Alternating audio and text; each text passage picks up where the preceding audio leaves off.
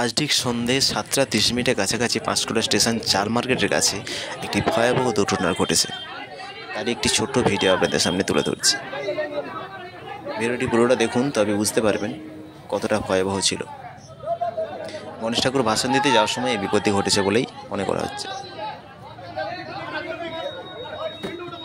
দেখতে পাচ্ছেন একটি জেনারেটারে আগুন ধরেছে। জেনারেটারে তেল দিতে যাওয়ার সময় মোমবাতির শিখাতে কোনোরকমভাবে জড়িত হয়েই আগুন লেগেছে বলে সবাই বলছে।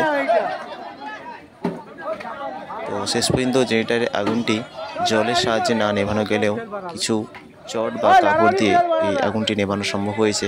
জেনারেটারটি ক্ষয়ক্ষতি হলেও মানুষের তেমন একটা ক্ষয়ক্ষতি হয়নি। তো শেষ পর্যন্ত আগুন অনেকটাই ভয়াবহ হয়ে উঠেছিল। তো যাই হোক, সবাইয়ের সাহায্যার্থে আগুনটি নেভানোর চেষ্টা করেছেন সবাই মিলে। তো কোনো রকম ক্ষয়ক্ষতি হয়নি, শুধুমাত্র জেনারেটরটি নষ্ট হয়েছে।